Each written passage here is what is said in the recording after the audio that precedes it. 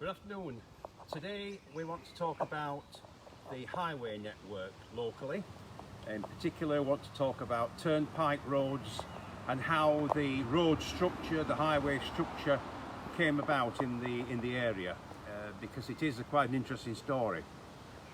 If we go back in time in Britain, the Roman era was the finest time for travelling by road, because the Romans obviously were great road builders. There were military roads. They connected up key cities across what was England and up to the Scottish border. After the Roman departure, the network of roads, if you were lucky enough to keep a road that was built by the Romans, you had a reasonable transport connectivity.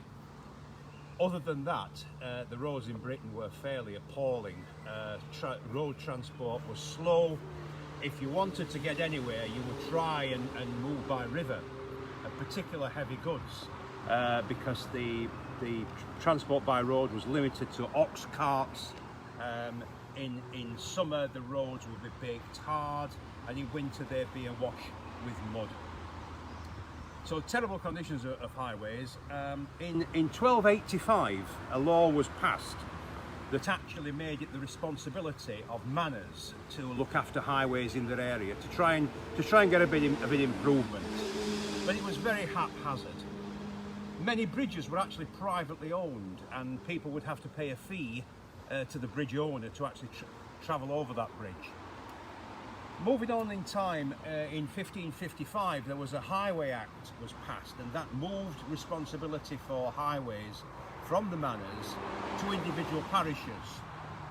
And for example, in Swinton you would have appointed a person who was called overseer of the highway. It was a job that was not really sought after. It was almost came by position. It was decided by usually a church meeting around about Easter time, and the highway overseer of the highway was appointed for a 12-month period. Also a burden for citizens was that many of them had to do 4 days and then it moved up to 6 days of labour actually maintaining the highways. So the supervisor of the highways would have a stock of tools, and the tools would be used by citizens who would be almost like compelled by law to do 4 days work per year on a highway. But again, it was probably more to be avoided. It wasn't done willingly, and it wasn't done particularly well. So the highways again were very much hit and miss network. So one of the solutions that was thought about was actually to create the system of turnpike trusts, where a group of people would get together and they would build a road at their cost, and it would be maintained, and they would get a return for their investment via a series of tolls. Now, there was an overall turnpike. Individual turnpikes had to have an individual Act of Parliament. That was slow, it was cumbersome, and also it could be quite expensive. So in 1773, an overall Turnpike Act was created, which helped people sort of get things moving a lot quicker. A key date in Swinton, it was 1809, because in 1809 permission was given to create a highway turnpike from Rotherham through to Swinton. I'm stood on Old Warrenvale Road, which was pretty much the route of the original turnpike, Old Warrenvale Road. Can we just have a look at a map now of the highway network in the Swinton area? This map dates from 1816. Now we can just orientate ourselves here. This is the new St Margaret's Church, still under construction, and here we have the Rotherham and Swinton Turnpike Road. Again, I remember this was created. The Act was in 1809, so by 1816 the Rotherham and Swinton Turnpike Road was established. At this point here, you'd have the Woodman Roundabout. Now, before the Turnpike Road was created, the road from the Woodman down into Warren Vale was just called the Swinton Drove Way. It was just a route for cattle until the road was created.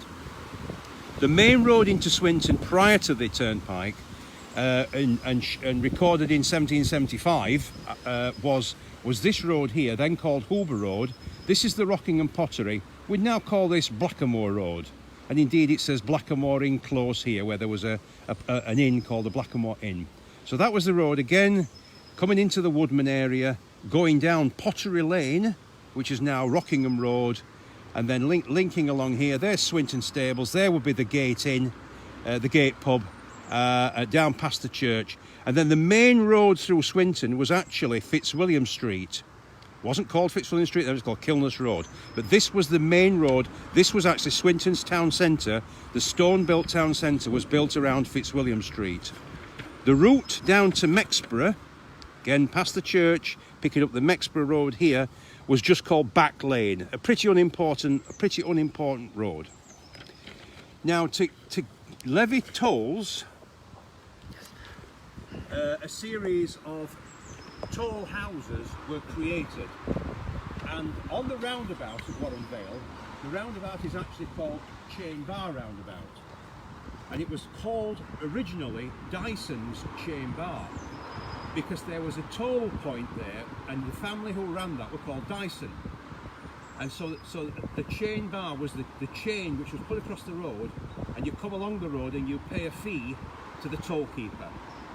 Now later toll roads came along in Swinton, like for example the Hooter Roberts to Brampton Beerlow Turnpike Road was created later. And indeed we still have an existing toll house between Kilnest and Hooton Roberts. A little white building is the toll house, which again would collect the tolls. Now the system of tolls was set out quite clearly, and here we have a copy of tolls for the local turnpikes, and you can see the sum of 1 shilling was for a coach, 2 shillings for 4 horses, a chair drawn by 1 horse was 6pence, right the way down to a single mule or ass, laden or unladen, and that was the sum of 1 penny and 1 halfpenny. So a system of tolls was quite clearly laid down how much you had to pay to drive along the road in those days. Other toll bars existed, and I'm going to show you a photograph now of a toll house. This toll house existed at the junction of Golden Smithies Lane and Church Street. The buildings behind are the buildings which are there now. This is round about the point where the Spice Lounge is, the Spice Lounge restaurant. And this was the toll house which was built right at the side of the road, quite close to the pub we now know as the Gate, then called the Gate Inn. This is the pub. And the gate was named after the toll gate that was across the road there, the toll bar. And so we have in Swinton again Toll Bar Road, which reminds us is another reminder of the highway turnpike era. So along the turnpike roads would be a system of milestones. Again, those all had to be maintained by the turnpike trustees, and so the road maintenance, the building of the road, they get the capital back by charging a system of tolls. And this is what sort of helped build our local highway network. Now, Warren Vale Road became very much inadequate for traffic, and as private car ownership increased in the 1920s into the 1930s, it was also a route of a tramway, and you can see it's fairly limited the road capacity.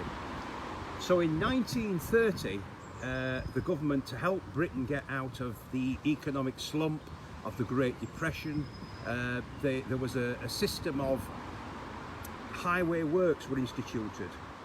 For those who like economics, it was almost like a Keynesian economic approach, public spending to actually generate income and generate work. And the new Warren Vale Road, if we can just turn around now and look at the concrete bridge which carries the new Warrenvale Road which we know now. This road was created in 1930. The cutting was dug out and it still serves us today. Other examples of the 1930s road building programme was Church Street was significantly widened at that time. Thorpe Valley Road over in Rotherham was created around about the 1930s. So now we've moved, although we've not fully moved away from toll roads and toll bridges, by and large now the public highway network, the Queen's Highway, is maintained at public cost, be it central government or local government. So we have come a long way in respect of road travel from those early days of the wagon ways, of the rutted, muddy roads, private enterprise coming to the rescue in the Turnpike Acts. That's certainly not ideal. So thank you very much for listening, and I hope to see you again next time. Bye bye.